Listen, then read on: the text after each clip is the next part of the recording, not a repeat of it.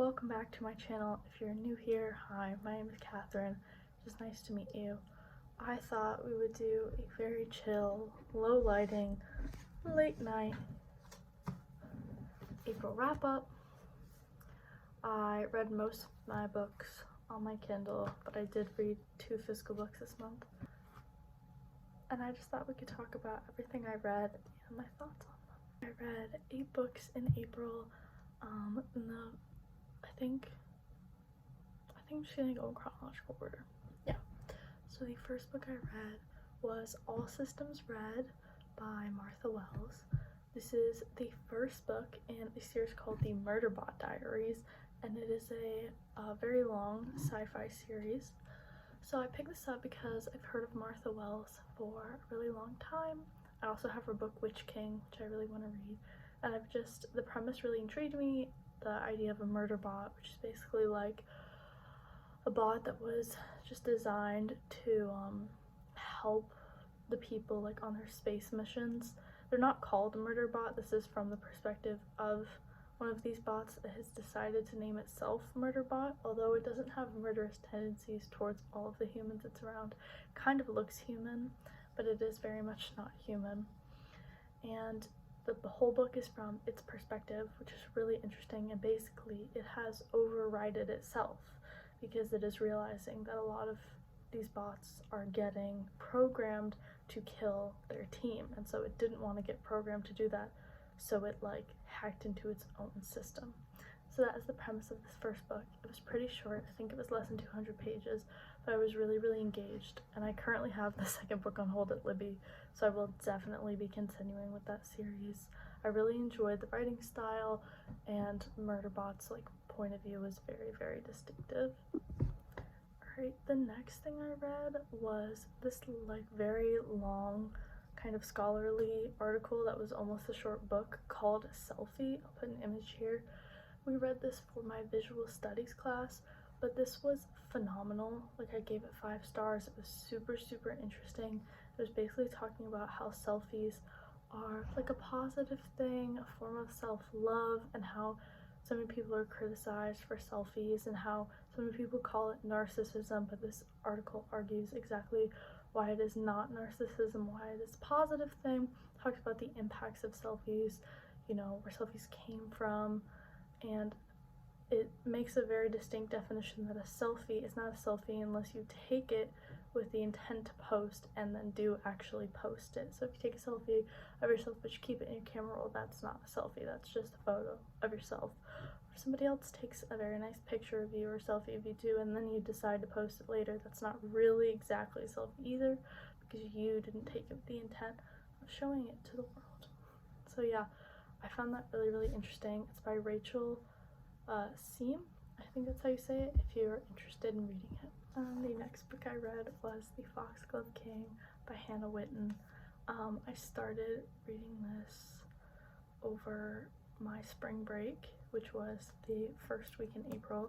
It did take me some time to finish, but that was just because I was busy. I really enjoyed this. This is my first book by Hannah Whitten. It is also the first book in this trilogy. I believe it's called the Nightshade Crown trilogy. And it basically follows Lear, who is kind of like a spy for these 2 people. It's kind of like a found family. She was born in a very interesting situation, which I won't mention because it's kind of part of the plot.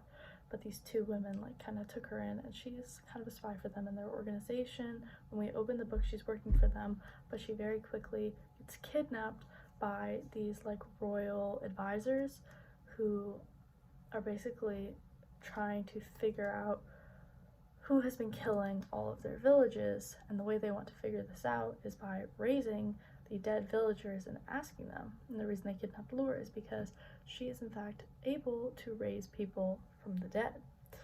And basically this follows her being forced to work for these people and raise these people from the dead to find out what happened to them, but it also follows her like entering life in the nobility because she has to do that as part of this kind of new spy mission that she's been forced into. And she meets 2 very lovely gentlemen who are wonderful characters. and I just really liked this. I gave it 4 stars. It was so much fun.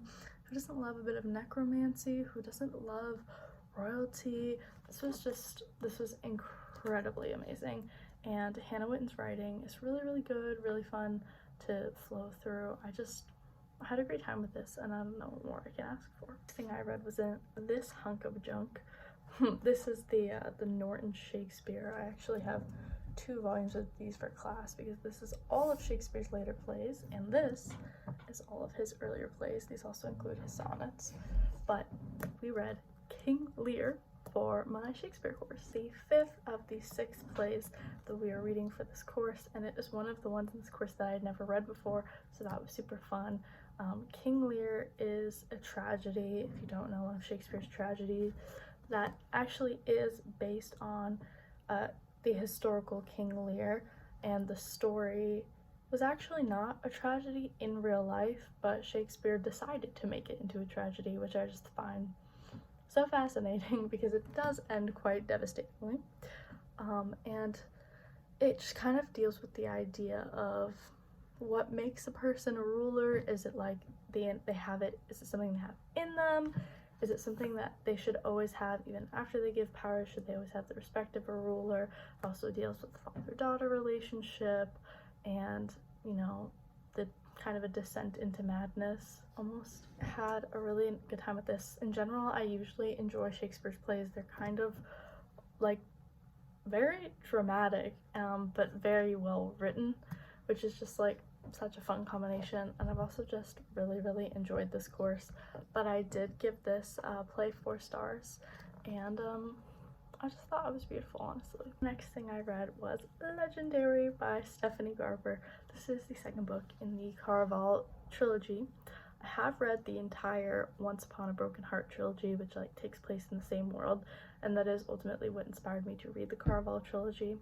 I had a fun time with Legendary. I gave it 3 stars. I believe I also gave Caraval 3 stars. I don't find Stephanie Garber's writing to be particularly amazing, but I don't have too many issues with it either. It's kind of like a guilty pleasure series.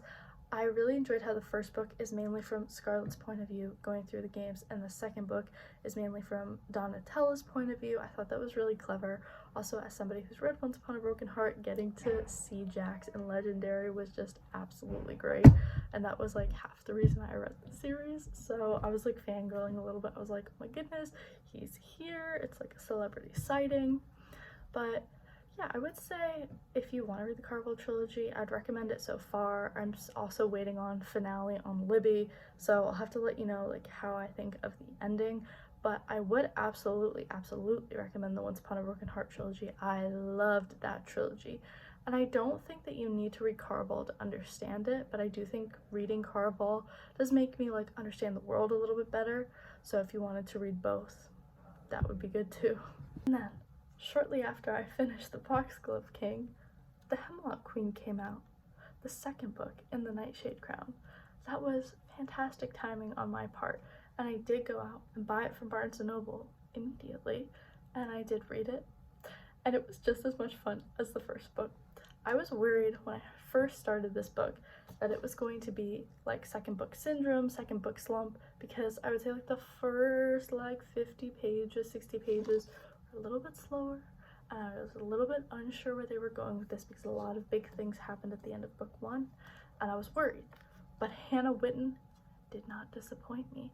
The plot of how things escalate in this book I find so fascinating. Something that like maybe I'm just like dense, I don't know, but something that I couldn't even like think of happening or didn't really think about in terms of like what the prophecy was saying from this book. But then once events started happening in this book, I was like, that makes so much sense. That is so cool, and that is also so frightening.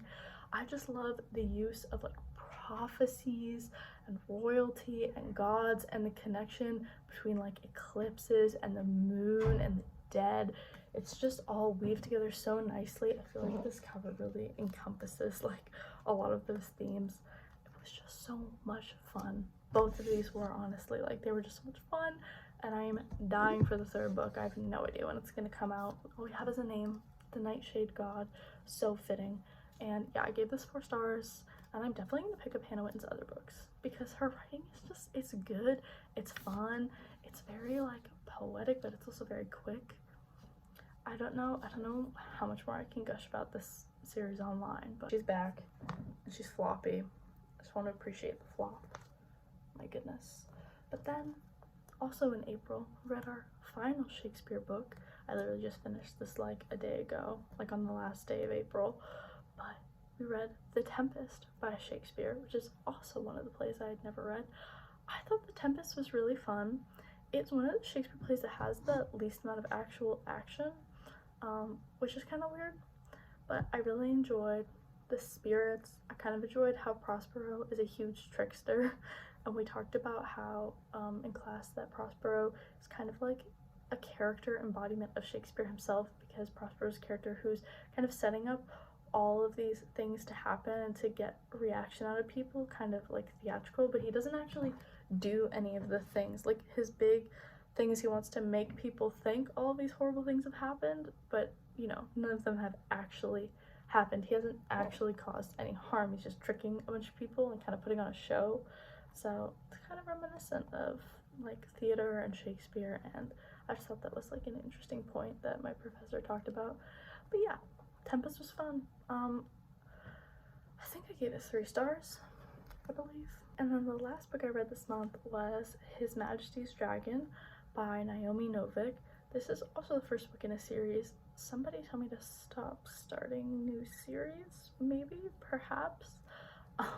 But yeah, this is the first book, and it was going to be like nine book series, or I think maybe it's already over, but a 9-book like dragon series. It takes place during the Napoleonic Wars. It's basically about our main character Lawrence, who bonds with a dragon that hatched on his ship. It was kind of unexpected, unplanned. They just found the egg and it hatched, and him and the dragon bonded, and then they get to land. It really gripped me in the beginning, lagged a little in the middle, and then really emotionally got me at the end.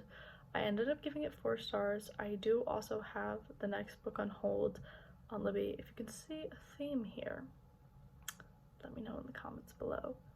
It's that I put a lot of new series and then put hold on Libby. That's the trend.